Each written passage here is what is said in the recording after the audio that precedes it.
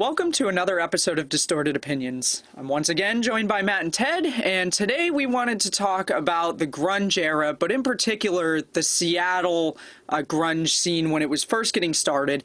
And when we started talking about doing this as a topic, I really could think of nobody better to have on the show as a guest than my friend and coworker Paul Abrego, who lived in Seattle during the early phases of the grunge scene, and I'm sure we're going to have a ton of fun and interesting stories about what it was like to live there, some of the bands, some of the venues. So I'm really excited about this show. Paul, welcome to the show. It's great to have you. Hey, thanks. Welcome, Paul.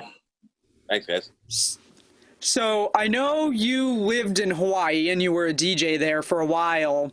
And after that, you moved up to Seattle. Maybe you can tell us a little bit about what it was like to go from Hawaii to Seattle and what Seattle was like during that time. Yeah, little backstory there. I worked as a DJ for college and commercial radio, Okay. and also in clubs and stuff. And my friend and I had a little recording studio, and did stupid little demos and stuff for local bands. But we actually made some money and had a lot of fun doing it. But Nice. we kind of both decided to split, because one of the reasons was the building that we were in was an old warehouse and they sold it, so we had to get out of there, and there was no way we would get free rent, and there was no way we were going to afford to keep all of our stuff in another place. So we Sure. kind of went, okay, we're going to go. So he actually moved to San Francisco, and I moved to Seattle with my girlfriend, and we're like, okay, I'm going to follow the music and see what happens. Sure. That didn't really pan out, but I was there from 1992, the summer of 92 to 93, late 93. Okay. And saw a lot and did a lot there. It was a lot of fun. Awesome. So, during the early 90s, that time period you were there, the grunge scene was really just getting started. What was that like? Well, just on a personal note, moving from Sure. Hawaii to Seattle is literally night and day. I mean, you go from sun to. When I first moved to Seattle, though, it was the middle of summer, late summer, and it was beautiful, big skies. The sun didn't set till 10 o'clock at night. It was great. Wow. I'm like, oh, this is awesome. And I was at a music festival called Bumbershoot, which is in September, beginning of September. They call it Bumbershoot, and Bumbershoot in Washington is basically a slang for umbrella. So Bumbershoot is this big musical festival that they had. They still have it. Basically, the end of the summer, here come the umbrellas. And I remember being at a show and meeting this guy, and I was like, "Oh, this is great! It's beautiful here." He's like, "Yeah, wait 3 weeks," and he wasn't he wasn't kidding around, By the end of September, early October, the clouds came in, and they didn't leave until mid-May. Wow. So that kind of vibe really spawned. I'm not surprised that grunge was spawned in that vibe, because it's Sure. it's kind of a dark, heavy music, and it's kind of dark and heavy in the Northwest. Sure. Yeah, you don't have a lot of. I mean, I remember going. The one time it snowed, I went to go see the movie Malcolm X in the theater, and I came out and there was 2 inches of snow, and everybody was freaking out, and I was like, it's 2 inches of snow. But it rained every day, pretty much. There was hardly any reprieve from the rain. And you got to be very friendly with the slugs that you walk down the street with. Oh, geez. There were slugs everywhere. Everywhere Oh, was man. slugs. Gross. But yeah, I mean, I'm gonna use that phrase sometime in the future. Yeah, it's like I said, night and day from Hawaii to Seattle, and Sure. There's a darkness to that music, and it comes from a lot of different sources. Sure. A lot of people would say Seattle was home of Jimi Hendrix, so there's that hard rock element to it. They're very much like some of the early bands. Definitely had more of a hard rock kind of LA style, but then got, you know, mixed up with like, say, the Melvins or something like that. And, you know, you bring in other like heavy Black Sabbath and things like that, kind of amalgamations. And then, you know, all that mixed up with kind of punk rock, and it just became grunge, you know. There wouldn't be, you know, a Nirvana without, you know, probably Black Sabbath, the Melvins, and Husker Du, you know, or, you know. Makes sense. Or even the Replacements or something like that. It was kind of just a mix of that, you know, stuff that came out in the mid 80s. Bands from SST, you know, they came up to Seattle. They traveled all over the country, and they're very influenced. Their influence is everywhere in like music that broke in the early 90s. And it's, you know, bands like Black Flag and Husker Du, you know, they traveled everywhere and they influenced a lot of people, and that stuff came up north, and, you know, people slept in each other's couches, and then they started playing music. But that darkness of Seattle was definitely apparent in the music, and it became something that, you know, was its own thing. Sure. Which makes sense, because, I mean, when you're talking about the grunge scene, I mean, it was a scene that was really starting to evolve into a way that not only did it provide a different glimpse of music, but it also provided a different tone of music too. So of course, you know, grunge, when I'm thinking of grunge, I'm thinking of like literally you're waking up, hair's all messy, you got ripped jeans, you got the boots going on, you get the flannel shirt going on, and you're just picking up a guitar and just literally not giving a shit about, you know, what you're thinking about. You're just feeling whatever comes to mind, and really empowering, you know, that environment, that kind of a dark environment, into the lyrics. I mean, when you're thinking about some of these albums, especially, you know, when you're thinking about Pearl Jam's 10 album, you know, it's a dark album if you really think about it. I mean, especially, you know, so for some of the tonnage and some of the even lyric wise that, you know, even Eddie Vedder writes, I mean, you know, you could definitely sense the ability of the environment playing into those albums. Definitely. I mean, then you also have the unfortunate drug mess that a lot of people got into. I was going to bring up the drug aspect of that, because it's definitely another factor that's almost a consistent theme with a lot of these bands. But again, it was also an era thing too. But also, Seattle was kind of notorious for heroin, and any port city is going to have that kind of issue, especially one in the you know, up there where they have a lot of traffic coming in from China and things, you know, other places. But, you know, you had a lot of people that were destitute. A lot of people, I mean, there's a film called Streetwise about all the kids that lived on the street there. A lot of kids like would just leave their places in Idaho, whatever, and end up in Seattle. And I mean, I dealt with that every single day when I walked from my apartment down the hill and in the U District in Seattle, University District. You'd see kids. I mean, these kids were like 10, 11, 12 years old, like living on the streets, and very easy to be, you know, part of like this drug culture that, you know, took over.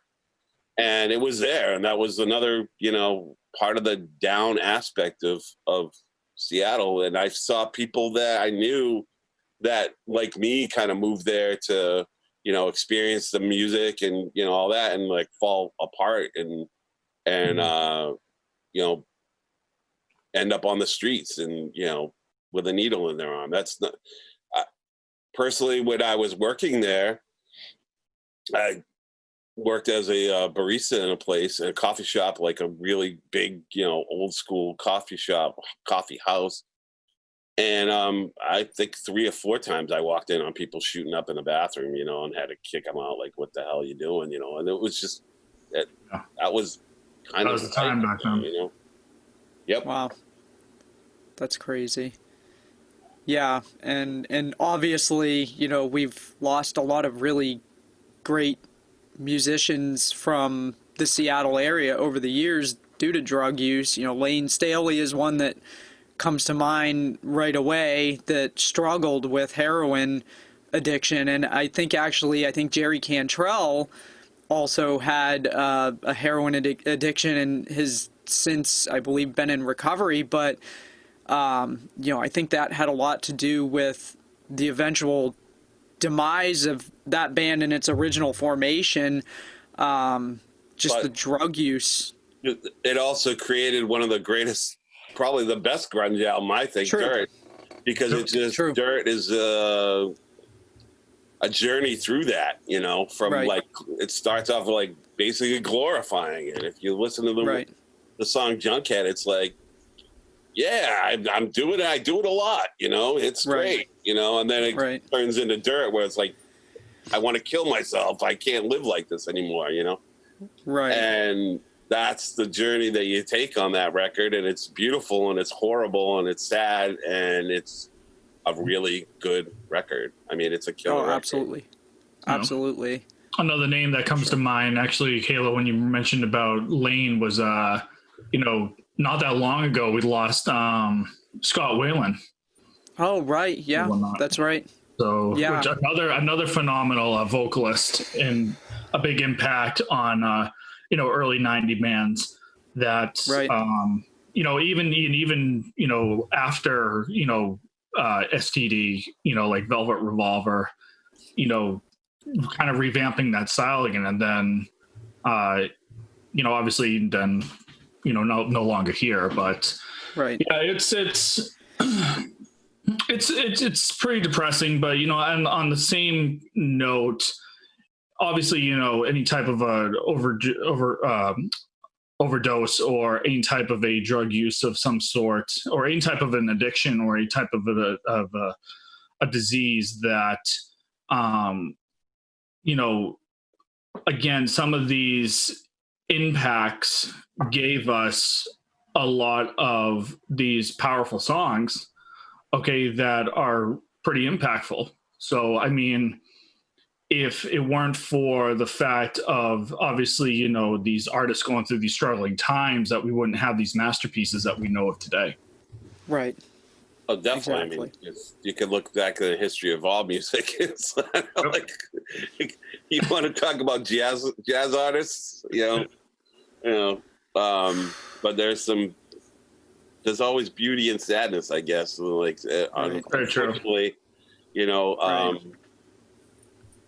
some of the best art comes out of that from, you know, not even from music, but, you know, through painting and filmmaking, whatever. A lot of beautiful stuff comes out of misery, you know.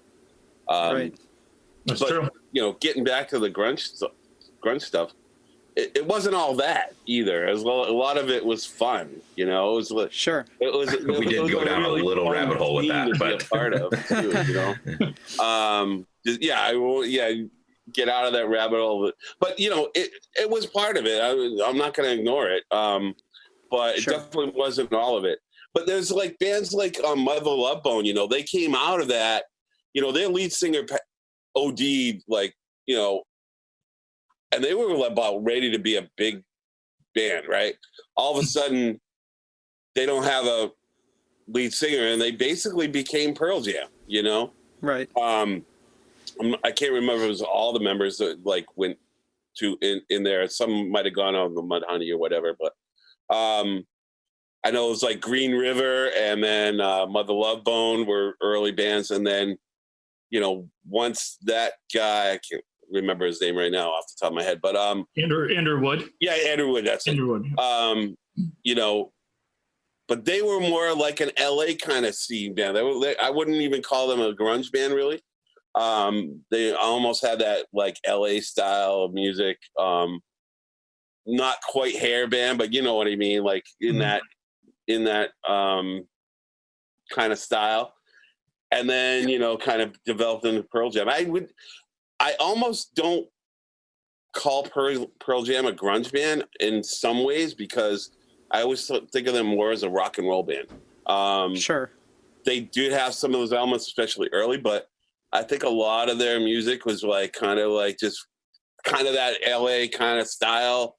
and then maybe a little bit of like the grunge stuff, but not like super heavy, like some other bands definitely were. Even like Mudhoney or Alice in Chains, like much heavier. Like I always heard that the low E tuning of the bass or something. Like there's like that really dark kind of the early Soundgarden stuff, Ultra Mega OK. That stuff was ridiculously heavy, like really low. And low and slow, Eddie Melvin's record, you can get that too. Well, and I think that was also something that I always struggled defining is, with all those bands, and I understand that every genre has its own arguments against who's included and who's not. Sure. But even for myself, defining what bands are actually grunge, because I agree it's a heavy rock and roll element. Obviously, the Sabbath reference that you mentioned earlier, that's a good factor in a majority of it. But then that's just rock and roll, to me. So figuring out what what makes grunge in a sense. I mean, obviously everyone knows Nirvana and just chalks up Nirvana to be like the first band you think of when it comes to grunge. But for myself, and even trying to do a little bit of research for this, I mean, just pulling up top grunge bands, whatever, I think from what you're already saying, I don't it definitely, and so for somebody that's been there and lived it, there's definitely obviously some counter arguments to some of the list or who would be on the list, because I mean, I don't know. It's kind of a hard thing to define, in my opinion. Right. Definitely. I mean, if you want to just like stick with the era bands, that's fine. I mean, but there were other bands that rolled through there that, I saw like a band like Green Day. They weren't a grunge band. They're a punk band, right? Right. I saw them in Seattle for $3 on a Wednesday night at the place called the Off Ramp. And they rolled through there with what was it, Screaming Weasels or something? The Mr. T Experience, like 3 bands for $3. On a Wednesday night. It was like cheap date night, they call it, or whatever. Was that what did you see when you saw Green Day? Was that around the time before Dookie came out, or was that right before Dookie? So I know they had two albums before that. I'd say right before it, because that would be like 92, like late 92, early 92. Dookie came out in 94. Yeah. All right. So then that was probably the. Yeah, I think Screeching Weasels or whatever, that band were more popular than Green Day. Green Day were like the opener for that show. I remember the Mr. T Experience, I believe, was there, and Green Day. And I had a friend that was like, "Oh, we're gonna go see Green Day. They're really fun." And I was like, to go back and go sounds like the Buzzcocks ripoff to me, but okay, whatever. It was the truth. Still is the truth. On a different note, I know before we got started, you referenced, you worked at the coffee house, and you had said you had seen a bunch of bands come in, or you've seen people perform because you had like a open mic section, or how often was that open mic open, and who did you wind up seeing? Oh, they had open mics on Mondays, every single Monday, and it was packed. I mean, the place would be packed to the gills, and people would come through. Like offhand, I can't think of like bands that would come through and play guitar there. But like, it was a notorious place, so it was the kind of place that like they had restrictions where you couldn't have indoor photography because people in the 60s would hide out there, draft dodging for the Vietnam War. So they still had like things in place for that, and a lot of those people just never left. So it was kind of a real bohemian place to hang out, but a lot of artists and musicians and poets and whatever, they knew about the place because when they'd come through Seattle in the 60s and 70s, that's a place that they would go to and hang out. So we had people like Allen Ginsberg come in and do poetry.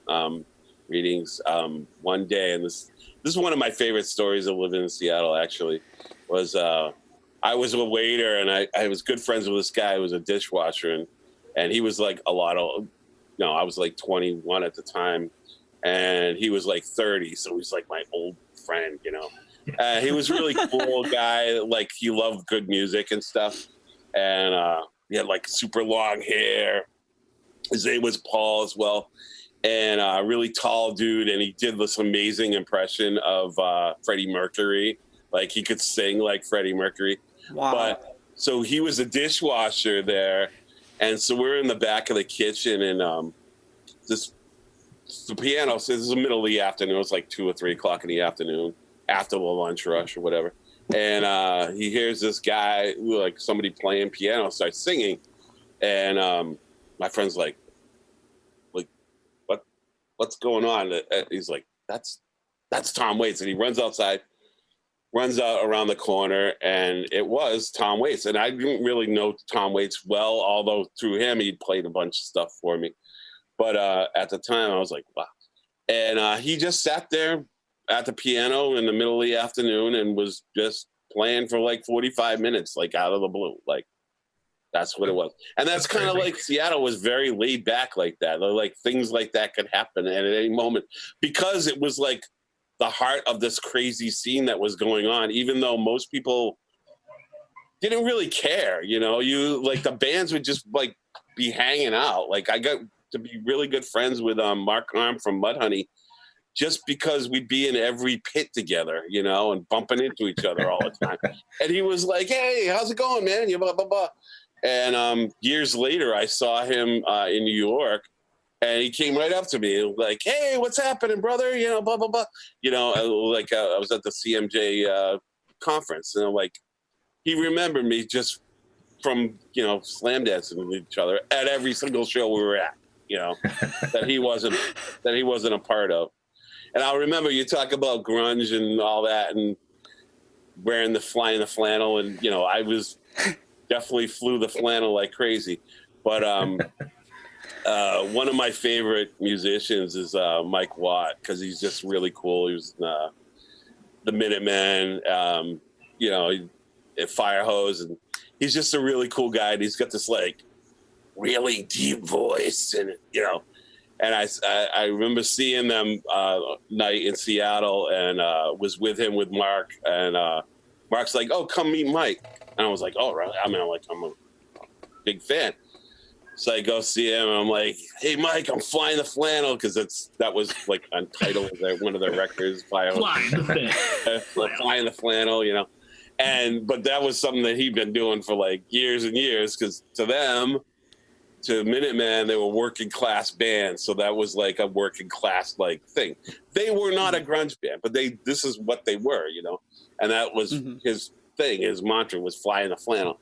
And I'm like, "Hey, Mike, I'm flying the flannel." And he goes, "Punk rock ain't about a haircut, it ain't about the clothes you wear. It's how you feel inside." I'm like, "You're right, Mike," and there's no uniform.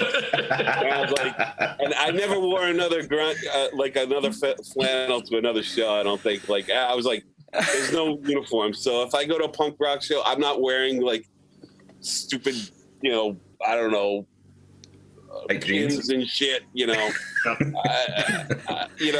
used to go to crazy goth parties and stuff just to listen to like goth industrial music. And I've been like, "Oh, I can't get in if I don't wear black." All right, whatever. Like, come on. That's just a personal thing. But, Seattle was very grunge, and it was like, and getting into the style and the culture and all that. It's so funny. When I left and I moved back to Hawaii, I was wearing like, flannel because it was cold. It was 58 degrees and raining in Seattle, in Hawaii. And that's like freezing cold there. So I was walking around the mall with my long, like LL Bean black coat on and my flannel underneath and ripped jeans. And people came up and like wanted to get me in the newspaper for a grunge fashion thing that was finally happening in Hawaii, because it was the middle of winter. oh shit, this is just my regular clothes, you know. Like, I just moved back from Seattle in 1993. I'm like, this is oh shit. I guess maybe I am wearing a uniform at this point, you know. Oh man. I'll show you that. I have that clipping somewhere. It's pretty. Oh, fun. awesome! We gotta see it. We gotta add it. Yeah, I was gonna ask if you had any pictures of any of these people that you hung out with, or any of the places, because we'd love to share those for the people watching the video portion of the show. But yeah, if you've got that, so that actually ended up. They actually did a feature in the newspaper on what you were wearing, because they really. Yeah, I was a fashion model. It was great. That's hilarious. I laughed their ass off. I was also like real thin and like looked like I was half dead with a big long beard and long hair, but I looked definitely in between grunge and heroin chic, even though I never stuck a needle in my life. Yeah. Oh jeez. Different times. Oh my goodness. Paul, you were mentioning about kind of referencing back to a lot of these parties that you went to and had some bands playing on the rooftop. Like, what was the energy like? Was it kind of like a feel like, so of course at that time, this is like a new genre that's kind of just been born, started kind of figuring out what its identity was. Like, what was the energy like compared to previous shows that were not grunge? Well, if you're talking about like the party places that I used to go, those are just fun, everybody's just having fun. There'd be like people from different bands, Seattle bands, who would just play together because they were there, Mm-hmm. Sometimes it was just like, college bands or whatever. But every once in a while, it'd be somebody that you go, oh, wow, they're playing, I think Jerry Cantrell was one of those people that was at one of the parties. I know there was at least one guy from Soundgarden. It wasn't Kim Thayil, but it was somebody else. And oh gosh, I'm trying to think of some of the other people that showed up.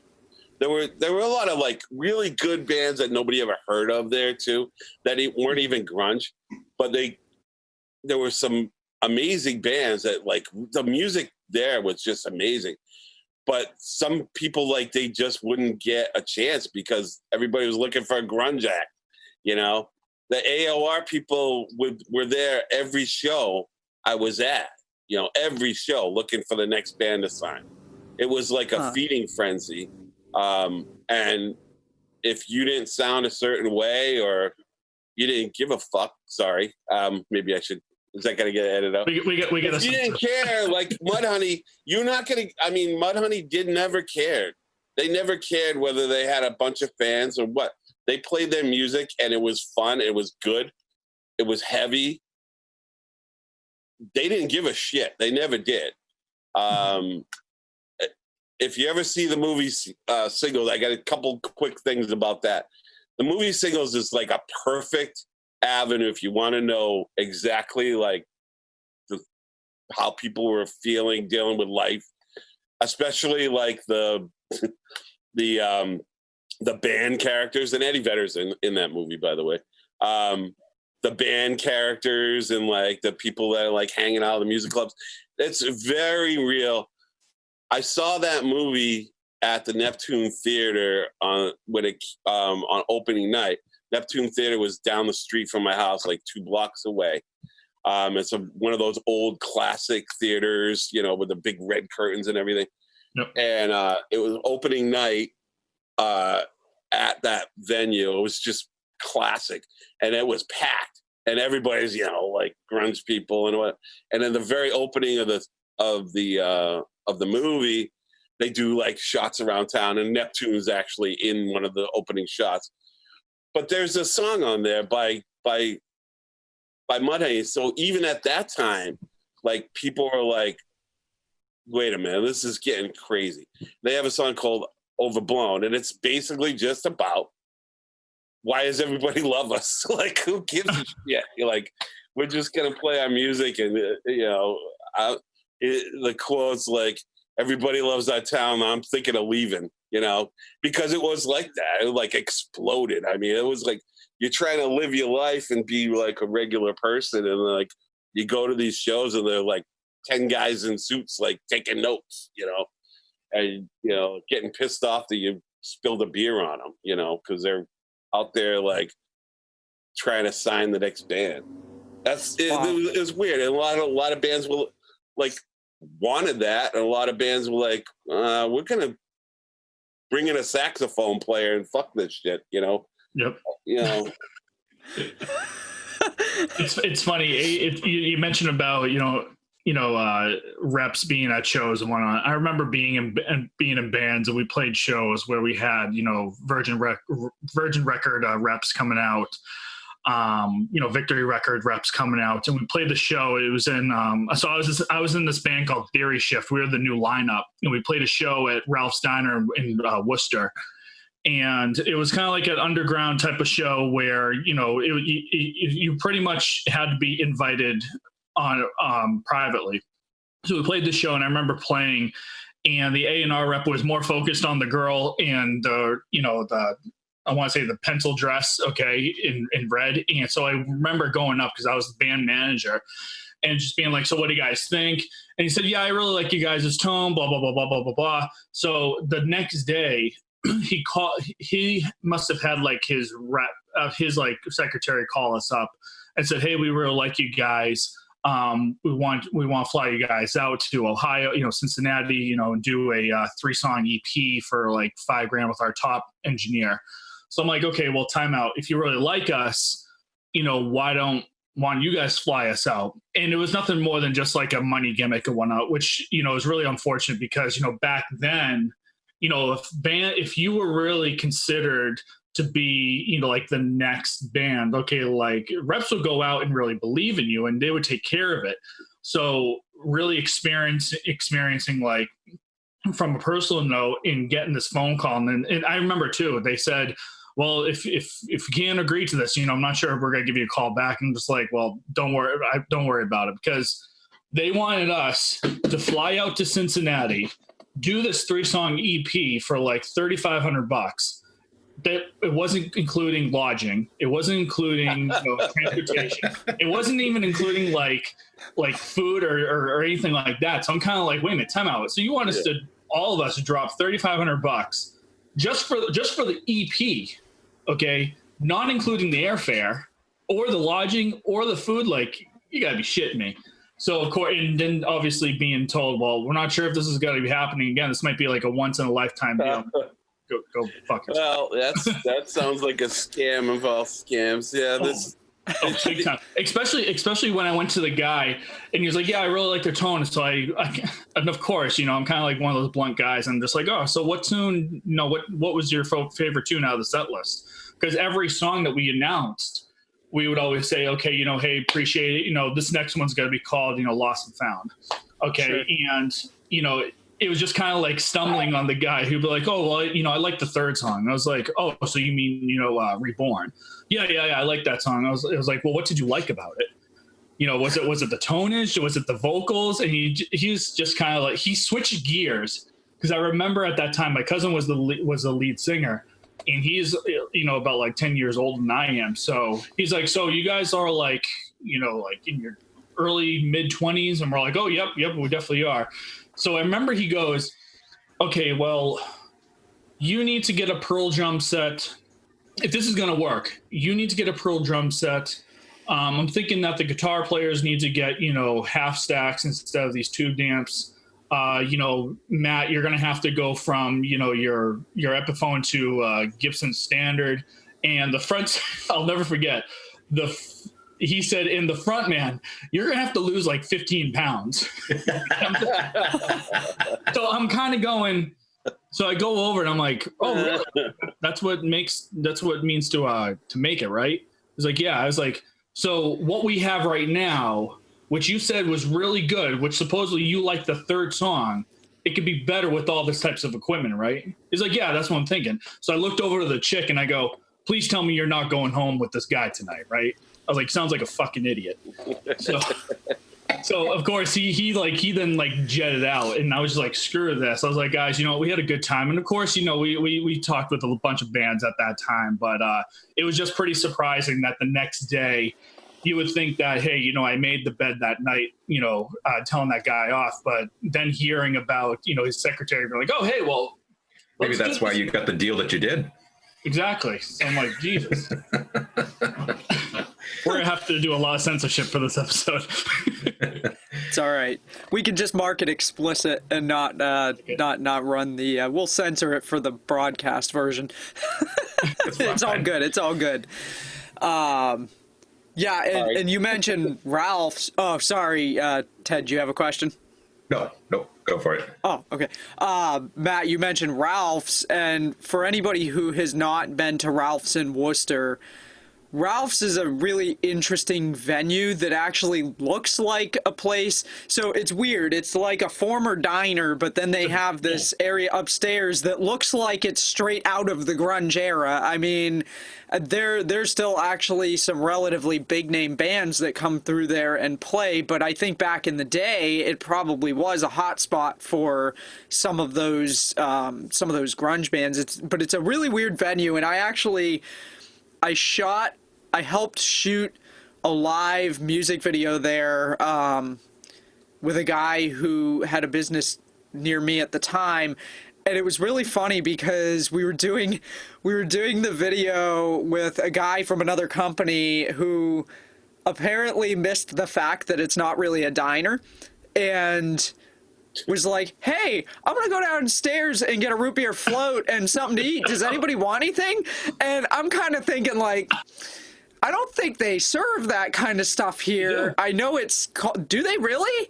Yeah, I mean, it's literally, okay, so you just like what you said, it's a very unique venue because it's literally a music hall and a diner. Right. The diner is literally on the first floor, and you have to go up this kind of skinny walking area, and then when you're up there, it's a full-fledged, full PA sound system and stage with lights, and a bar that's like, I want to say, a good full size, almost kind of like a billiards area, and like billiard size. And literally, you could go ahead and get yourself a Jack and Coke, and if you were friggin' hungry, you could go downstairs and get yourself a cheeseburger if you want to. It's legitimately a diner / music hall. And not gonna say that I ordered a cheeseburger that night, but I may or may have. Well, I can tell you they certainly don't serve root beer floats, because he came back up and he was very disappointed. He was like, well, I guess they don't serve root beer floats here. And I was like, yeah, I was kind of waiting to see if you were going to come back with one, because I would have been a little bit surprised. But the venue itself, it definitely looks like a place that's stuck in the early 90s, like grunge era, and I can't speak to venues in the Seattle area, but Paul, I know you spent a lot of time at different venues, and they must have been an integral part of the grunge scene, and maybe you can talk a little bit about what the venues were like out in Seattle. I've been chomping at the bit for this one, because you mentioned diner. I was like, okay. So the place I mentioned before, the off ramp, that was like the closest club to my house too. It was like down. It wasn't in the U district, but it was going into the city a bit more. But it was really close and easy, like walk if I had to. It'd be a couple miles, but take a cab or take the bus there, whatever. But a great venue. It was really cheap. But that actually, if you look it up, that was the place where Pearl Jam played their first show. They were called Mookie Blaylock then, and it was, I don't know if it was one of those like $3 nights like I was talking about, but it was like, they weren't a band. Guys had come from that Mother Love Bone, so they already had a kind of a built-in crowd, per se. But yeah, they were called Mookie Blaylock when they first started. That was their first show was at the Off Ramp. I wasn't there. It was after my time, I think. But that was a cool place because, like I said, it was like a really grungy, fun bar. Plus, they had this like cafe next part of it, where they'd serve like, I think it was like $1 or something, or $1.25. You get like hash and eggs, or hash browns and eggs or something for like $1.25 after the shows. So like 2:00 in the morning, like the place would be crowded with people. Wow. And everybody trying to get sober enough to get home. In those places, that was one of my favorite places. I have to say, because I thought of that as my local.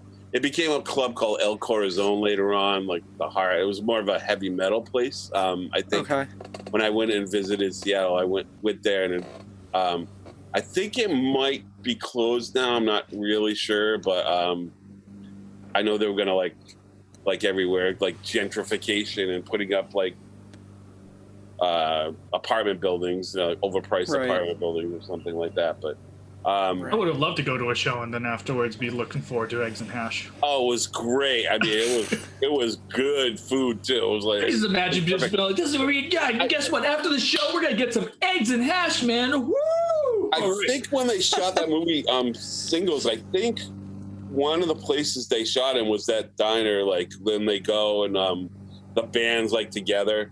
I'm not completely sure, but I think in the Off Ramp, I forget what the little cafe was called, but it was like part of it. Basically, you just go out, like it was part of the venue, but you just go down this little hallway, and there was a little diner area. But it was great. It was like perfect, and everybody would go there too afterwards. So you'd see it, the bands and all that would just be hanging out there. The Croc Cafe, the Crocodile, opened up right around the time when I moved there, and that place was just crazy. I mean, I saw Nirvana there. I saw Alice in Chains there. Screaming Trees I saw there. But that was a killer place, and like the crowd there, that was more downtown.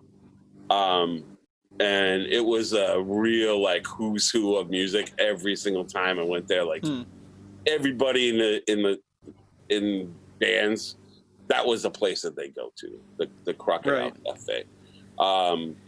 Not my favorite venue like the Off Ramp was, but it was a real good place to see shows.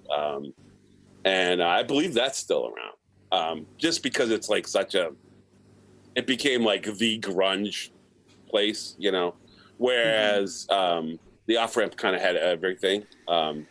Another place called the Rebar was another place, but Rebar was a really interesting joint because they had like crazy dance nights there too. It was like kind of a club mixed with a place to see bands, and they'd have like these insane like dance. It was kind of like a very like fluid crowd, so you'd have like transvestites dancing, and drag queens and stuff, and like regular people just having fun and whatever, and it was just nobody gave a shit. This is 92, and like it was a very mixed crowd and nobody cared, gay, straight, whatever, listening to like trip hop or whatever, like dance music of the time, like not club music really, like more like acid house and shit like that and whatever, but super fun, real good vibe. But they'd also have shows there too, a lot. I just looked up the Crocodile, and it still exists, and they have a number of different bands. It kind of looks like a what we would equate to like the Palladium in Worcester. Okay, I imagine being about that size, I would guess. Croc's decent joint. The Moore Theater was one of those places like the Orpheum. And like bigger bands would come through there. Like I saw Soul Asylum there with like the Jayhawks and stuff like that. Sonic Youth played there. That's a big joint. Like Nirvana played there when they came after they'd like made it. They came back and played there. Another venue was called the Oz, and I'm not sure if that's around anymore, but that was like a mid-sized place, kind of like the Middle East or something like that, but like a little bit bigger. But one of the fun story about that place was I went to go see the band Sugar, which was Bob Mould's band, after Who's Kidoo, and I'd see Peter Buck from REM at every single concert I went to, and he was always getting in for free. You know, I'm standing in line and, you know, living off of tips and shit. You know, I'm paying for all my concerts. And Peter Buck notoriously would just, I think REM were making a record there. It might have been Automatic for the People or something at the time, or whatever record was coming out, like 92, 93. But they were there all the time. He was especially there all the time. And I remember I was standing in line for Sugar, and I was like, I know I paid like, at the time, like probably $20 or something. It was like expensive for me. Yeah. And I was like, hey, Pete, do you ever pay for a show? You know, come on, man. And he's like, he just kind of looked at me. He was like, and he walked in, you know. And that show was notoriously fun because, and weird because Sugar were playing and the power went out. And they stood there like this and didn't move. And the power didn't come on for like 5 minutes. And people were yelling out like, Sugar Unplugged, you know, like, but they were stuck and they never moved. And they were in the middle of this song called JC Auto, which is like this song about like worshiping musicians, like they're Jesus or whatever. And so it was kind of like weird and perfect that they were just like standing there for 5 minutes, never moved, never changed. And when the lights came off, they bang right back on without a blink. They never moved, never did. And years later, I saw Bob Mould, and I was like, hey, I was at the show in Seattle at the Oz where you guys like lost power. And he was like, oh yeah.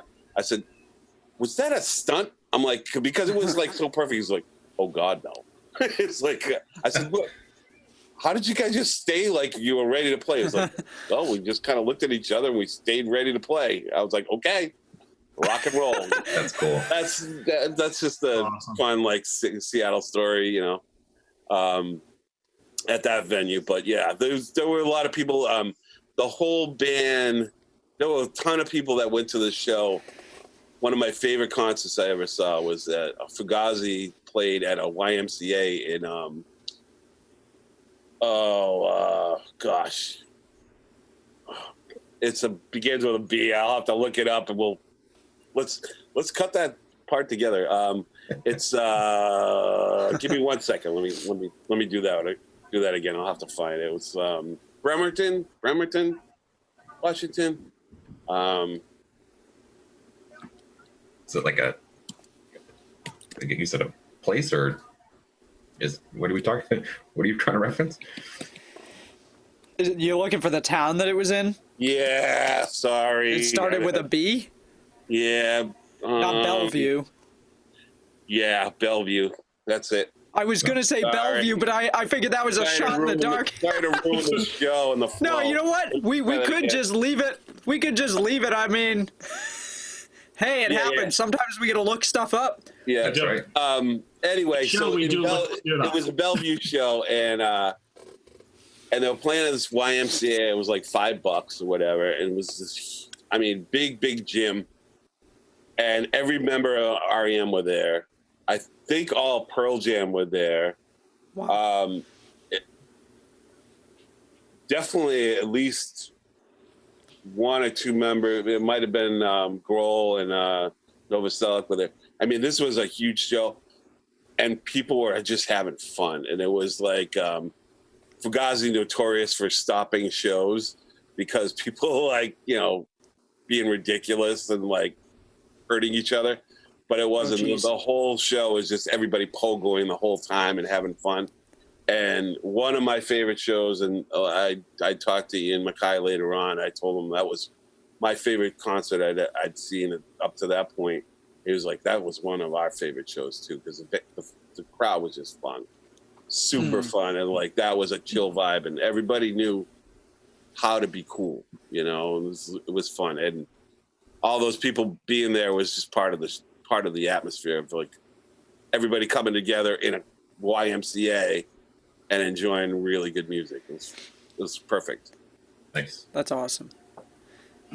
Yeah, it sounds like there were a lot of really cool venues over there at the time, and it seems like a lot of the bands, I know you had mentioned earlier that, you know, there was a mix of the bands that really just wanted to go do their thing and still be able to live a normal life, and then you had the bands that really, they were looking to get picked up by a label, and you know, it seems like I don't hear of a lot of other places where you find a lot of well-known members of famous bands that are just hanging out with, you know, people in a crowd at a show. Yeah. And, you know, I may be completely wrong in this, but I vaguely recall reading some interviews with Kurt Cobain and I believe also with Alice in Chains that I think they were among the bands that really just didn't like the limelight lifestyle that kind of came about for them, and they really just wanted to play shows. And it's interesting to hear about the different mixes there, because, you know, you've got some people who measure their success as a musician or as a band by getting a deal and being well known, and then you've got other people that just, they're content to go play some small venues at some clubs. And so I think it's really interesting to hear the stories about, I mean, it seems that you've met a lot of different musicians from different bands just in your time that you lived there, and you only lived there for a year and a half. Yeah. 18 months, something like that. Maybe a little longer. Okay. You know, I'll say one thing about any kind of scene. Any scene needs the venues to produce the scene. And you see a lot of, like, you know, unfortunately right now, a lot of, you know, smaller music venues closing down. If you don't have a base in a city or any, you know, you're never going to have a scene. If you don't have a place for the bands to play, from small starting out to larger, you know, venues. Right. You know, mid-market venues and stuff, you're never going to have any kind of music scene. It's sad. You see it, you know, happening all the time. Right. What I can talk about, you know, is Seattle. I could talk about, you know, Boston scene. You know, I could talk about Providence and Hawaii even, which was completely different. But Washington itself was interesting because they had the support of local clubs and places. And, you know, this is before internet. It's pre-internet. Before cell phones. Right. Before there was so much to do. What we did was we go see bands, and even the people that played in the bands, that's what they wanted to do. They wanted to go see music. So it was very, you know, homogenous in that way. Like everything kind of worked together, and all that music and all those influences, you know, later on became other things. You know, you see other bands and the rise of indie rock in the mid 80s and mid 90s was kind of like a anti-grunge, you know, because they saw a lot of things that, you know, there are certain bands, I'm not going to name them, but there's certain bands that I can't stand. I hate. Sure. Kayla, you might know a few that I really don't like, because to me they were like these fake grunge bands that were like on the radio for some reason that their music made no sense, and it's not. It was just like the same old regurgitated shit. And anybody that was in that scene and knew and was a part of it knew that it was shit. But what they were showing on MTV was for, you know, teenagers or whatever, and they're like young kids. And we moved on. Like people were like, okay, you know, it's like as anything does, it changes and evolves and becomes something else. And you see like different parts of, you know, grunge became other things, and it's beautiful and it's sad. You know, you see a lot of bands got left behind, and when they did, some of those guys like couldn't get over it. Sure. They got a lot of bands got signed in the early 90s because of Nirvana, and they got one album. The album didn't do as well as the major labels invested in. They got dumped, and then all the guys either like just dropped out of music or sadly killed themselves or OD'd or whatever because they couldn't get over it. Right. It was a time of I would say a lot of death of bands too. A lot of people got breaks, and a lot of people just got thrown by the wayside. Right. And you saw that. But then, as I say, there was, from that death of music, there was rebirth in like great indie rock that came out later on, right. And other types of music that, it's funny to me that Pearl Jam is the one that like stuck around. Because to me, I was like, oh, they're a good rock and roll band. I never really thought much of them. I'm like, oh, they have some good songs. I mean, Black is a great song. But it's funny how popular that they became compared to some other bands. Sure. That I thought were better or had more to say at the time. But some, I actually like Pearl Jam, but they're not, to me, they're just like a different thing. Yep. Right. But they, in turn, have like influenced so many other bands and like being like rock and roll, more based in rock and roll and actually have some meaning to their lyrics and, things like that. And I've actually gained a lot more respect for Pearl Jam over the years, looking back on it. Than what I felt like at the time. I was like, they're a good rock and roll band. Okay. Whatever. Right. I like them a lot better now. Right. And that makes sense. A lot, it's as much as it's great to go ahead and have that, that kind of like that charm to say, hey, you know what, you made it. The flip end on that, the flip end to that is it's a big security risk because, you're now taking what you originally, wrote and now having people that control the way that you write. That's why a lot of these albums, especially these debut albums, are phenomenal.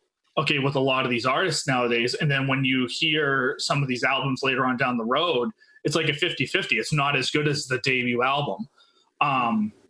And, playing a lot of these shows, Sophomore slump. Yep.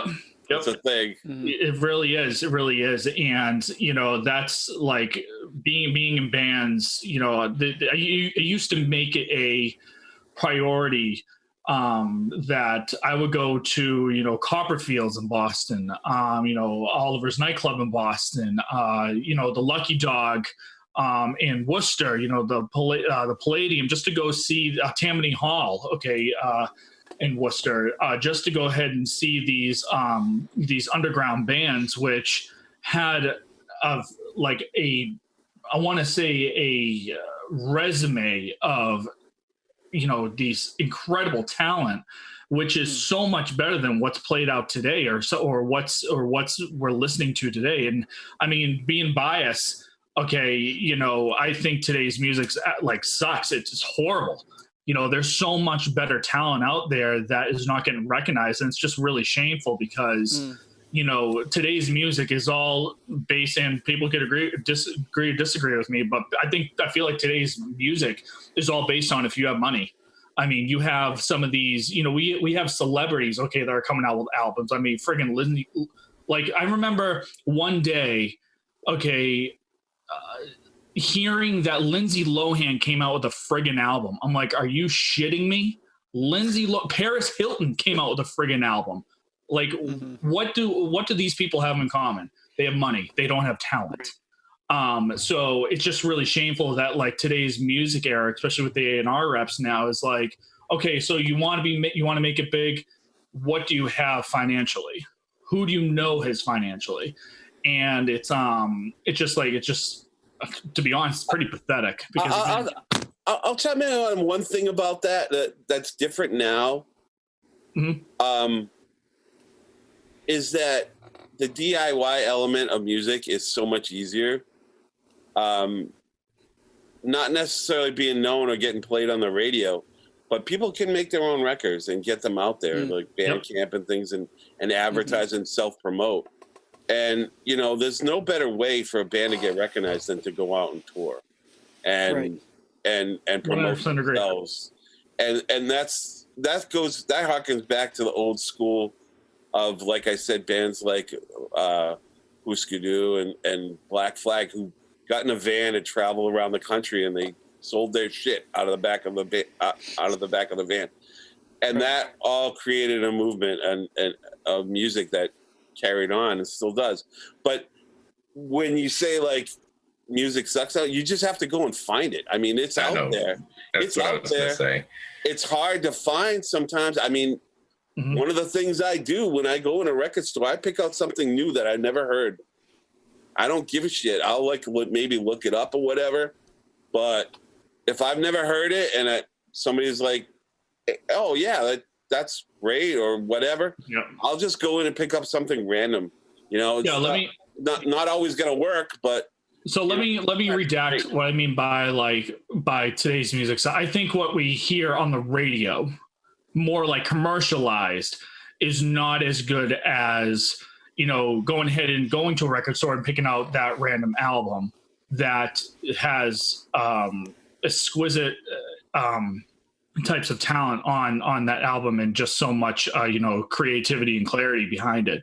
So I'll redact what I said with I meant more on a commercialized standpoint. Like if you turn on the radio, okay, you're pretty much hearing the exact same thing. It's almost like it's funny. I joke with my wife a lot, and I always tell her, I go, wow, so this song came out, yeah, she'll be like, oh yeah, you know, this is the new album by so-and-so. And I said, oh, interesting, because that's the same chord progression as, you know, an REM song. She's like, what are you talking about? And I would do a compare and contrast. And it's just funny to see that a lot of these artists today, okay, commercialized artists, okay, that, you know, make the millions, and pretty much kind of like zombify our audience's ears to hear like, this is great, but it's something that was obviously previously written 10, 15 years ago, that, you know, it's classified as new. So one of the things I always like to, you know, show to her is like, oh, well, hey, well, why don't you listen to this song? Just listen to the chords, though. Don't listen to the lyrics. Don't listen to the words. Just listen to how it's written and compare and contrast. And, you know, 9 times out of 10, she'll be like, oh, wow, I didn't even realize that. You know, you know, I didn't realize it's the same. I'll never forget that I watched and again, this is kind of like flipping through the channels, okay? I'm not a big fan of like country music. That's just my personal preference. But I remember watching and flipping through the show, and like I think like the CMT Awards were on, and there was what I think is like there's a band out there that was accepting an award, and the first thing that they said we'd like to thank so and so for writing this, and this. Not one member of the band wrote the song, right? And it was just like I had to pause. And I was like pissed off at a moment. And my wife came in and she goes, what's up? And I go, I want you to watch this. So she watched it and she goes, so what's wrong with it? They won an award. And I go, they won an award for someone else's work. So that's the problem with today's bands today and today's music today, is that it's pretty much kind of going back to what I was saying. If you have money, then, I mean, you'll find success in some way, shape, or form that way. The fact that this country band accepted an award for someone else's writing, okay, is equivalent to pretty much saying, hey, I don't want to take the test. Can you do the test for me? And then I'll just write my name on it and I'll get the credit. Hey, the history of popular music is based on people playing and singing other people's songs. Look at right. anything that you know, the early Beatles songs, even, you know, you go back to Elvis Presley, you know, but you know, popular music in itself is something that people try to popularize. You know, if you're an AOR person, you're trying to get like what, as I said, the next big sound or whatever. Whatever's popular, they're going to go with the safe thing. Just like television shows, you know, just like movies, They're going to go with whatever works because it's going to get the most people asses in the seats. With music is a different kind of commodity in that people can do that themselves on a more ready basis than they can make their own movie. You know, you can do it, but it's not for everybody and not easy for everybody. But you can be in a band, you can learn and, you know, be a part of something like that. And you can also, to find music now is not as hard as it used to be. Right. You know, you used to have to scour record stores, you know, now you can go on Bandcamp or just have Alexa play something that's similar to what I just played, you know, and find something new. I'm doing it like every day now, you know, especially in this. I'm like, all right, Alexa, play something that's like this. And I hear something, I'm like, oh, I never got into that band before. Let me check them out, and, you know, and do them. And to kind of, you know, elaborate, I guess, a little on, you know, Matt's point. So I had actually, and this also touches a bit on your suggestion, Paul, of going into a record store and picking another song, and now everything's online. I watched a really great documentary, and this, I think maybe we're straying a bit off of the show topic, but I'm okay with that. It was on Tower Records and the fall of Tower Records, and if you haven't seen it, it was a really great documentary, but it was also really sad when you think about it. And I don't know if we actually talked about it on a previous show, if it was conversation during some of our pre-show chatter that I think we were talking about, might have been the meet and greet episode that Ted mentioned something about going to Strawberries, or maybe I mentioned something about Strawberries, and Strawberries doesn't exist anymore, and Tower Records doesn't exist anymore, and there was, you know, all these different places that now no longer. Now you have Newbury Comics around here, and even those, I think they've closed quite a few of them. I remember when I was in college, there used to be one in downtown Amherst, and there isn't anymore. They closed it, and so, you know, I think it's harder to find the brick and mortar record shops, and I do know of a few around me, and I love them, and I love to go support them because I want to make sure that they stay in business, because I do enjoy, and we have talked about this on previous shows, I do enjoy having a physical disc. I enjoy looking at the album art. I enjoy, you know, being able to hear something that's not digital sounding all the time.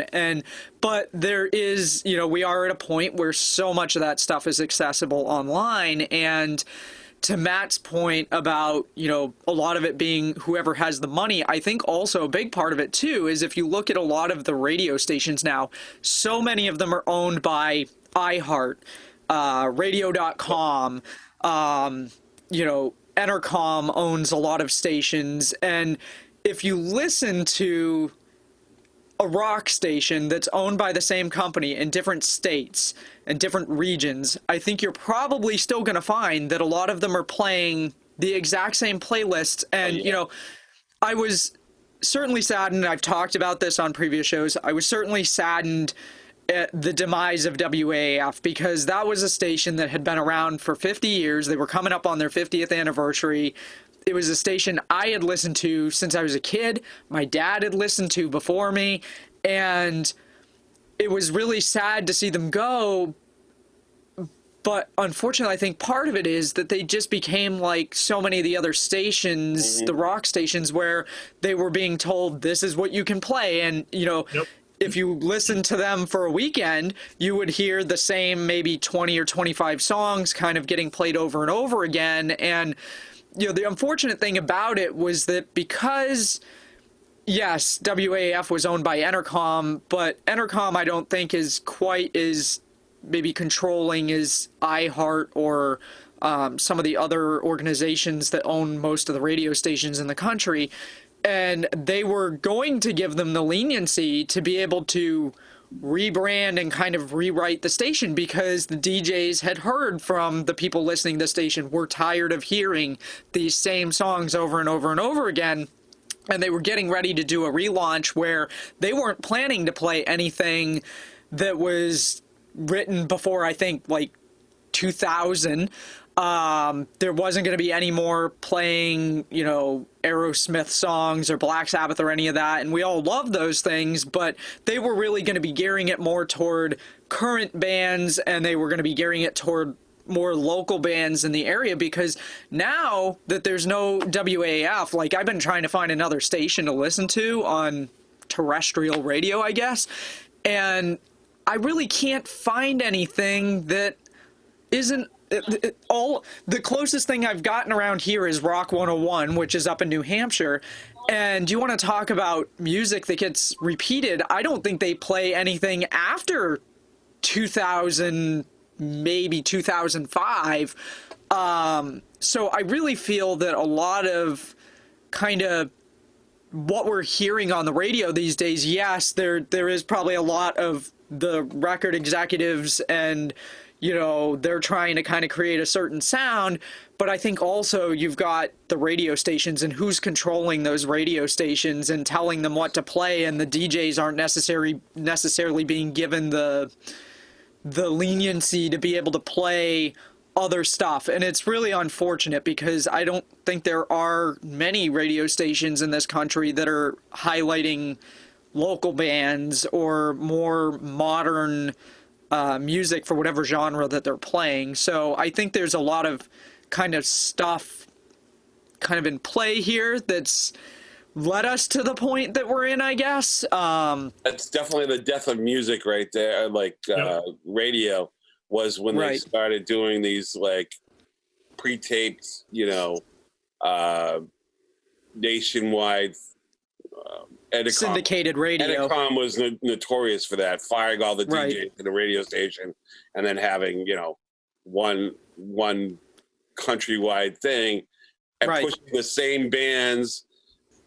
You know, it's not exactly payola, but it's pretty close, where, you know, they're pushing the same bands that their companies have been invested in their music and, you know, their album end. It's, you know, and you saw the death of a lot of great radio stations. Sadly, I was a part of this one classic radio station in Hawaii that was amazing. And it was a ballad radio station. It was called Radio Free Hawaii. And basically in every 7-Eleven, every music store, you know, all different places all over the island, they had ballots. And you could fill out a ballot of the top 10 songs you wanted to hear and submit them. And we would have a playlist of the most popular things that got voted for. But then we also have dark horses that if you asked for it, it was going to get played. So like on a dark horse Saturday, you know, or Sunday, once a month, we played a song. So if you asked for a classical song by Brahms, it's going to get played. If you ask for a hardcore punk song by Bad Brains, it's going to get played. Mm-hmm. And, you know, I had a free-form show there. It was great. I mean, we did it. And we were in Rolling Stone magazine as the number one mid-market station in the country, just because of that. Right. Can you imagine that happening anywhere now? No way. No. Well, and I also feel like Hawaii as a community, as a community is such a small place. And how else would you be able to get away with that? Like nowhere, like you can't do that in any. Like, Honolulu is not small though. There's, you know, but still, like I feel like the community of what Hawaii is, I feel like would definitely be into playing, you know, it was great. Type of culture. Yeah, it was amazing. Like a lot of reggae, a lot of like, you know, Hawaiian music was played on that station, but pretty much free form all the time. And, you know, you never see that anywhere. I think the closest thing you might find to that now, and I think even this is becoming scarce, is a college radio station. And I know that I'm pretty sure there have been a number of even college stations that are being bought up by, I'm going to go ahead and say it, AAF was sold to K-Love, which is a religious radio station, radio network, and K-Love paid cash. And they don't have commercials. They get all of their money from listeners who donate money to them. I mean, I'm pretty sure they bought out, was it Brown University's radio station. BRU. Is that what it was? Yeah, they. That's the death of a great radio station. That started happening earlier though, because BRU was Brown's college radio station, and then they became a commercial alternative radio station, and they were still great. I mean, they were a great radio station, but then they started getting like, oh, they're only going to play, you know, the worst of the worst of alternative music. Like it wasn't the way it was. And then they kind of fell apart, and exactly what happened there, and they're gone. Yeah. If anything, if any college radio station that's still today that actually has a lot of great music, it's on my preset on my radio, but is 88.9 ERS. ERS? Yeah. They always play. I mean, if you put on ERS, you're never going to hear the same song, you know, twice. They're always coming up with new stuff. They're actually the ones that got me into knowing who Band of Horses was when listening to them one day, and be like, wow, who is this, you know, indie type of bluegrass folk band? And, you know, that's how I ended up becoming a, you know, BOH fan. When I first started working in radio, at University of Hawaii, KTUH, the station manager there, she was great. Her name is Deb, and she was like, did the orientation for the new DJs, and she said, you know, we don't want to hear anything that's played on other radio stations. So if you want to play top 40 or something, play it at home. Right. Yep. We're here to provide a service to people to hear things that you wouldn't normally hear on any other station.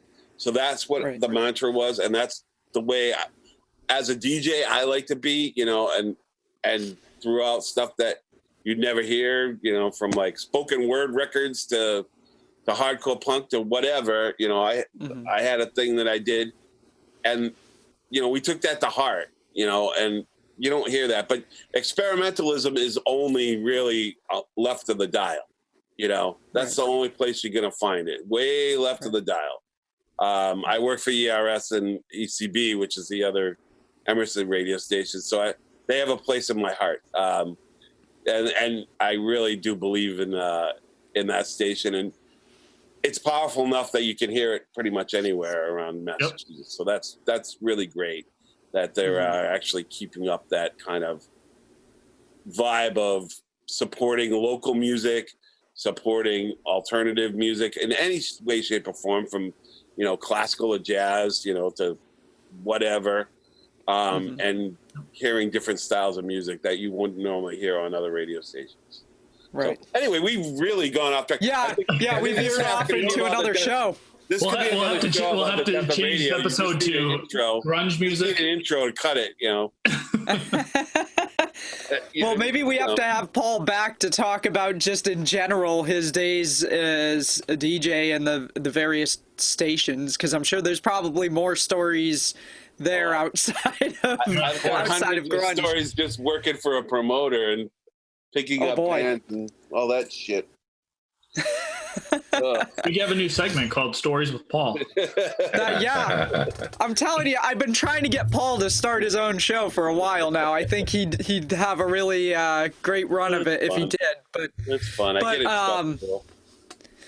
But I guess if you don't have any other stories or you know, any insight that you wanted to share, if we've kind of covered it for now, we can move into the song of the week. But is there anything else you wanted to share with us before we do that? Let me think. Hold on one second before Sure. What was that? I just want to see if we covered everything that I emailed. Or maybe, I don't know if Ted or Matt had any other questions that came up throughout. I know we kind of were hitting things as we went along here, and then we veered off into our... Yeah, but a natural conversation makes it fun, so... Yeah, But I do think it's important, though, because, you know, I think it still ties in a lot to, you know, as Paul was saying, how the record execs were kind of trying to shape the bands, and, you know, as Matt said, that's still happening today, that they're trying to shape and... You know, what difference does telling somebody what kind of drum kit they should use, or, you know, what amps they should be using? And as a drummer, you can just fake it. Just get the pearl, like, drum hat on the outside. Put the drum hat on the front. It looks like a pearl. Yeah. Ooh. Right. Getting back to the grunge era, though, here's one of the things that you can really say about it, like, that you couldn't say about it happening now.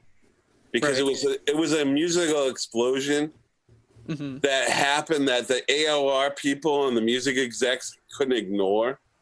And it was pretty crazy that, you know, Smells Like Teen Spirit hit #1 right before they came to Hawaii. So I was, like, able to see that, like, holy crap, like, this music that I was a big fan of their first record, Bleach. And when they signed to DGC, I was like, oh, they might be pretty popular with DGC. And I told my friend, you know, they're going to do well. I was thinking, like, Sonic Youth well, you know, mid-market well, where they could sell out maybe, you know, the Middle East, you know, and or play the Orpheum or something like that. Not what they became, but what they became and how that record, when Smells Like Teen Spirit came to me as a DJ, I remember I was in the office and I had my show that day, and the record came in the day it was released. And I was like, cool, I'm going to play it. So I signed off on it. I was like, the first one to play it. All right, here we go. You know, threw it on the thing, and I played the A side and the B side, you know, and I'm like, oh, this is great. This is a great song, you know. And Smells Like Teen Spirit, like 2 months later, 3 months later, whatever. Well, I think it came out in September or something like that, or it probably was released in July or something, whenever. But by the record release in September, right? By December it was a #1 record. Never mind. And it just changed everything to stuff that you would never had heard on the radio before. All of a sudden was getting airtime, you know. That musical change and that incredible, all that stuff that happened in the 80s with the punk bands, like traveling around, all the stuff that I was into is like finally was paying off. And I was like, holy shit, you know, this is actually happening. It was like, you know, you watch like an underground movie and like, oh, that'll never be popular. And then the sequel comes out and like everybody's like going crazy about it. And you're like, but I saw the first one and it was great and nobody knew about that, you know. But that's how the music industry completely changed, and it changed from then on, and it, for good and bad. Like I said, I mean, then that's where they got the idea of sign a ton of bands and see what falls through the cracks. They didn't give a shit because they had all the money in the world. Right. With, you know, now with digital music, they lost a lot of money after that. So they're not as eager to sign bands willy-nilly like the way they were.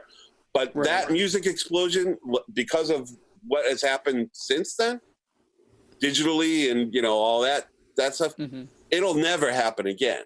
That's why you see this amalgamation of music that's on the radio that sounds like everybody else. There's a reason why. Because they're afraid to put something out. Something out. A band like Morphine is never going to get played on the radio, you know? You know, a band with a rock band with a saxophone, that's never going to get played. They were one of the best bands of the 90s. Morphine. And one of the greatest live shows you'll ever see. And I heard them on the radio. Right? You know? Yeah. Because other bands like Nirvana and Alice in Chains or whatever were being played on the radio, they're like, oh, okay, we'll play this song by Morphine or some other bands, you know, that you end up hearing. That's never going to happen again. So the beauty in the grunge scene, I think, is how much it like changed music for the better at the time. And a lot of things happen in between and since then to kind of revert back to where it was. But you're never going to get that era again. So it's nice to celebrate it anyway. Sure. Indeed. Sure. Well, with Absolutely. that being said, our song of the week and whatnot. Kayla, do you want to jump in and go right into what did you pick for your song of the week? Sure. So before I do that, I just want to make a note that anybody who's either watching or listening, if you want to hear the complete versions of any of the songs that we talk about in our Song of the Week, we do have a Spotify playlist with all of the songs, and we add each week's picks after the show's release. So if you look in the description of any of the shows, you should be able to find the link to the Spotify playlist, so check that out. But my pick of the week was Burden in My Hand by Soundgarden off of the 1996 album Down on the Upside, and this was actually their last studio album before the band split and then eventually rejoined again, or reformed in 2010. And as a guitarist, I tend to listen to the guitar and the instrumental parts before I listen to any of the lyrics. So for me, the guitar has always been the part that's kind of stuck with me from that song, and it's an open C tuning. I'm pretty sure it's played on an acoustic, and open C is not something I would typically put my guitars into just because I don't like down tuning my guitars that much. They're not really set up for it, but it's a really cool song. It has a cool, interesting sound. But it wasn't until I started looking up more about it for my Song of the Week pick that I really looked at the lyrics and realized that the song is actually about a man who kills his significant other and is now living with the guilt of having murdered somebody. And, the guitar part always had this kind of dark... It's really hard to describe. You got to kind of hear it. But then when you find out what the lyrics are, and it's like, oh, geez, this really is kind of dark. In 2011, Chris Cornell actually did an interview where he was asked what the song meant to him later. And I'm going to read his quote here because I thought it was really interesting. He said, "That was a song that really came from the guitar itself. It was mostly like the guitar was dictating what the lyrics should be and creating a mental image. The mental image was this sort of destitute guy. I guess he lost his cool, if you want to put it that way. He's sort of coming to grips with what had happened and not necessarily feeling particularly emotional about it either way. He's trying to figure out how he would stand up and put one foot in front of the other or not. And the song never really resolves any of that. It's just the moment that somebody is sitting in the dirt. I had more moments like that after the song was written than I ever had before it was, so it means a lot more to me now than it did then." And I just thought that was a really interesting quote and kind of story about the song. But, Chris had such unique vocals, a lot like, we've talked about Lane Staley and Kurt Cobain. Those three guys... I don't think you could very easily find somebody else who could sing like any of them. They just have such unique voices. And I did mention in a previous show that William Duvall, who has since replaced Lane as Alice in Chains' lead singer, has done, I think, a pretty good job of emulating Lane's vocal styling with some of his own styling. But you're never going to find anybody who sounds like those guys ever. And Chris Cornell just had an amazing voice, and he was an amazing songwriter. And I didn't pick this song as my pick of the week because it wouldn't necessarily be considered grunge, and I know we're trying to kind of stick with the theme. But if you've never heard Chris Cornell's cover of Nothing Compares to You, I would highly recommend listening to it. I actually thought more people had heard this. Yeah, so we had one of the guys from the jam sessions had sent a text a few months back suggesting an acoustic song that Chris had written for a future jam session. And I said, hey, have you heard of Chris Cornell's cover of Nothing Compares to You? Expecting everybody on the list had heard it because I'd heard it on the radio, but I listened to a lot of Sirius, and he had actually performed it, I think, on Lithium, which is Sirius's grunge station. And it turned out nobody on the text list, I don't think, had ever heard the song. And I know this guy went off and listened to it after and was blown away by it. And it's just an incredible, incredible cover that gives me chills every time I hear it, to be totally honest. So if you haven't heard it, go listen to that. But my pick for this week was Burden in My Hand. And if you haven't heard it, give it a listen. It's a great tune. It's got some really cool guitar, and now I challenge you to not be paying attention to the lyrics when you listen if you have heard it and haven't been paying attention to the lyrics all this time like me. So that was my pick. I don't know which direction we want to go in here. Ted, you want to go next? Sure, perfectly fine. I actually, leading up to this, I contemplated choosing Black Hole Sun from Soundgarden, just because. Another good song. A great song. I know we talked about radio and AAF, and one of the songs that came to mind for the early 90s era that was played a bit on AAF was Stone Temple Pilots' Flush. Yes. And that came out in 1992 on Atlantic Records, and hearing it so much over the years on AAF, that's definitely something that it's borderline nostalgic at this point. Just hearing it over, and it's just a catchy song, like it gets stuck in your head. So right. I was like, I think I'm gonna have to pick this one for this week.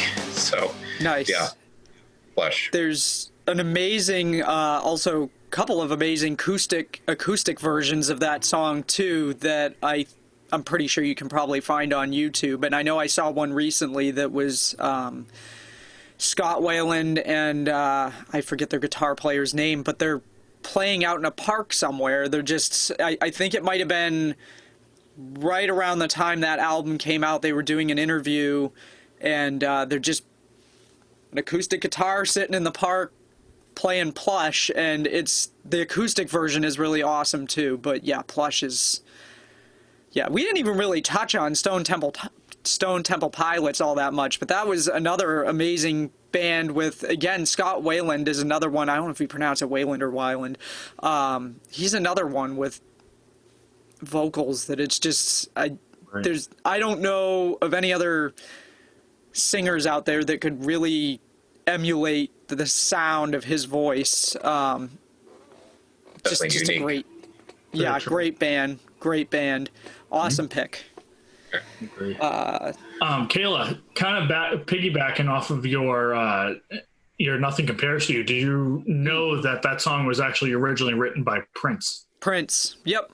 Yes, and I was actually going to make the point. So you were talking about the country artists that didn't even write the song, and that's another one that Sinead O'Connor is pretty well known for that song, but she didn't write it. Prince wrote it, and I actually didn't discover that until relatively recently. And Prince wrote, I think, songs for a few other groups as well. Prince was a phenomenal artist. Right. It wasn't that long ago that I found out, obviously this is like years later, but did not realize he wrote, he wrote and composed the Michael Keaton Batman soundtrack. Yeah.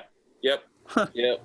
And it's like mind blowing to say, wow, like this is an artist that's now taken it to a whole nother, he performed at the time on Saturday Night Live with I forget, there was like a bat theme outfits and crazy stuff. Look it up. It's kind of.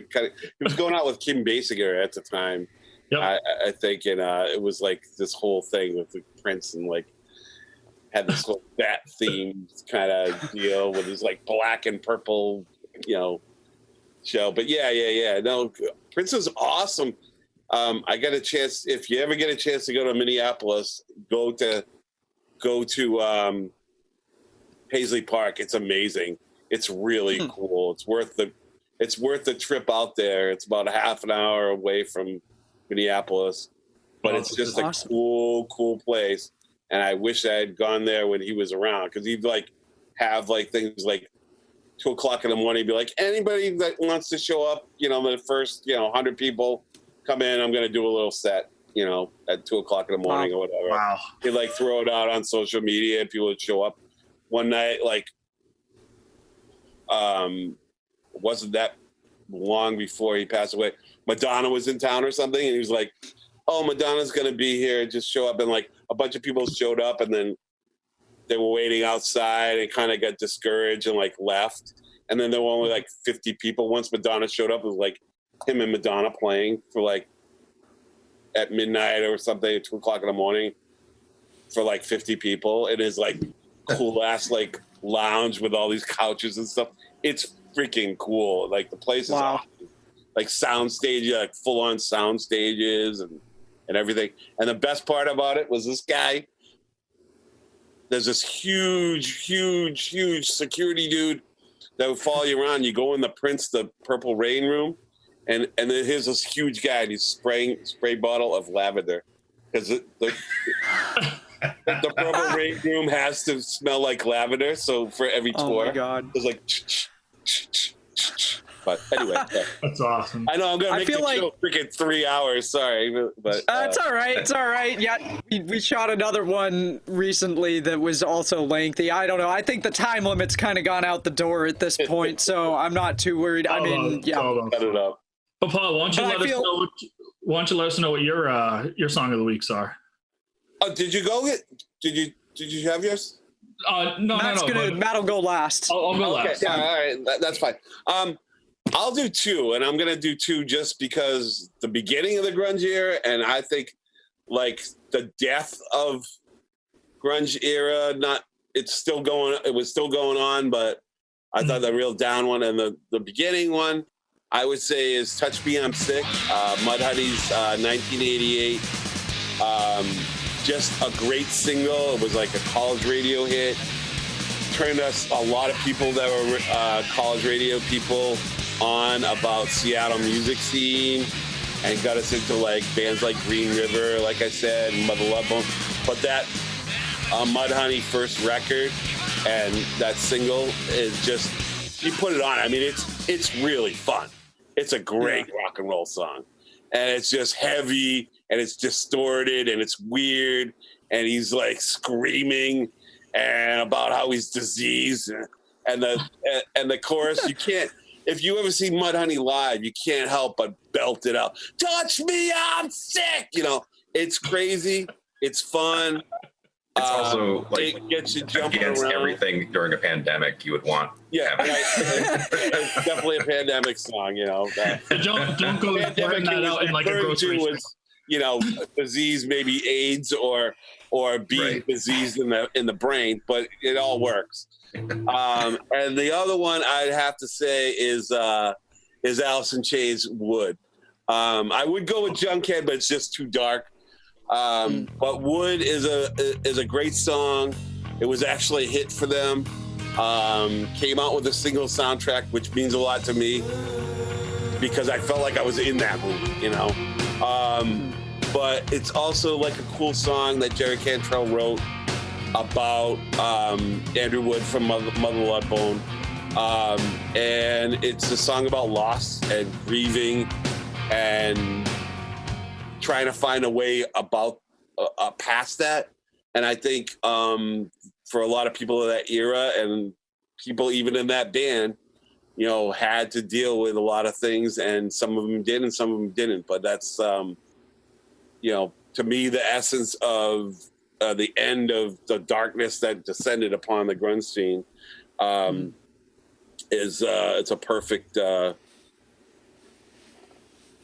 song to kind of include as like the theme song for that, you know.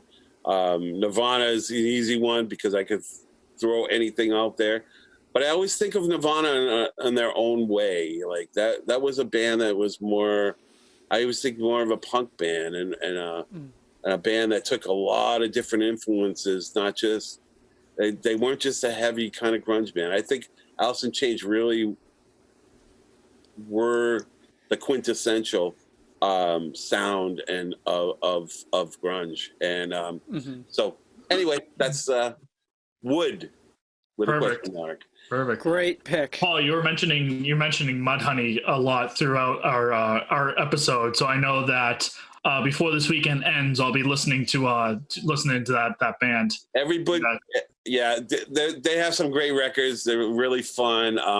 The B-side to "Touch Me, I'm Sick" is was it "Sweet Young Thing Ain't Sweet No More"? That's one. I think think that's one of the songs. It's pretty good shit. They're fun. Like I said, they don't care. They never cared about being like any kind of commercialization. That song alone, Overblown. It's just like a middle finger to the whole thing, the whole, commercialization of their scene. And they're just a fun band. I've seen them many, many times. They're a lot of fun. Mark Arm's a great guy. He's really fun and cool. But yeah, check them out, man. They got a lot of great records. Every Good Boy Deserves Fudge is a great one. If you ever hear Nirvana's Negative Creep, that's very, very, that whole blue Bleach era is very Mudhoney. That Nirvana is very influenced by Mudhoney. So if you like that, you'll definitely love Mudhoney. It's like that heavy, real heavy stuff. Early Mudhoney's great. A lot of fun. Perfect. Awesome. That's awesome. So I think with our episode today and talking about a lot about the grunge scene, what's grunge, what's not. I'm going to reference what Kayla and Ted mentioned, especially with Soundgarden, and go with Temple of the Dog, April 1991, their self-titled album. The single particular called Hunger Strike. It originally was from what I was understanding, that it was actually a supergroup that was formed by the members of Pearl Jam, Soundgarden. And Paul, you actually referenced this band earlier, Mother Love Bone. Yeah. So when I was reading a lot about this band and its story, was that Chris Cornell was actually roommates with the lead singer of Mother Love Bone, Andrew Wood. And because of his overdose, this band really started becoming an inspiration. And the song and the band name actually came from a Mother Love Bone song called Man of Golden Words. So when I originally came about, hearing who Temple of the Dog was and hearing Hunger Strike, I accidentally thought it was Pearl Jam because the song opens up with Eddie Vedder's vocals. And I'm thinking, wow, this is great. This kind of reminds me of the 10 album. And, of course, we're all, I think we could all probably say that we had a Napster moment in life where, hey, Napster was the big thing. Let's download some songs. So I tried looking up Hunger Strike by Pearl Jam and I wasn't getting anything. Yeah, sure. So finally I'm like, okay, well, what is going on? And at that time, I didn't really know Soundgarden as much as I knew Pearl Jam, but I heard of Chris Cornell's vocals. So I'm going, well, wait a minute. Okay, that sounds kind of like Chris Cornell. Okay, maybe it's Soundgarden. Maybe it's Hunger Strike by Soundgarden. And then eventually what happened was in the search, it started coming up with Hunger Strike, Pearl Jam, Hunger Strike Soundgarden. And then finally came up with Hunger Strike by Temple of the Dog. Now at that time I'm thinking, I don't want a cover of Hunger Strike. I want the actual song. So I thought Temple of the Dog was just like this cover band of some sort. And then eventually later on down the road, I found out that Temple of the Dog was actually like this super group. So it just made my interest in the band a lot more, interested, a lot more integrated, and got me to know more about, Pearl Jam and really listening to, Soundgarden, their albums. And I have to say that, Temple of the Dog was really kind of like my prequel to really understanding more about who Soundgarden was, and even Mother Love Bone too. So with that being said, Hunger Strike by Temple of the Dog, that's going to be my song of the week. Audience, you guys, anyone listening to this, and you want to let us know what your song of the week would be for this episode. What grunge song would you think of? Is there anything that we could go ahead and talk more about, grunge, in which I'm sure we could go ahead and go hours and hours and hours. And I'm sure that, we're going to have Paul come back and for multiple episodes and explain to us more on, the stories and kind of like that behind the music, behind the scenes of, what he's experienced, especially with the late 80s, early 90s, even, late 90s of, the grunge era, or even the music era or whatnot. So other than that, let us know. Again, we have a voicemail, we have an email, we have a social media, reach out to us. We'll reach back out to you and whatnot. That's right. So you can leave us a voice message at anchor.fm/distortedopinions. There's also a list of all of our social media platforms there, and you can find a whole list of all the different platforms we're on as an audio-only version of the show.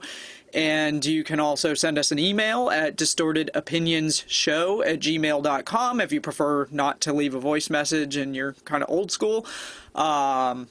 And also, as a reminder, if you're listening to us on Apple Podcasts, be sure to review and rate us. That'll help us get seen by a wider audience.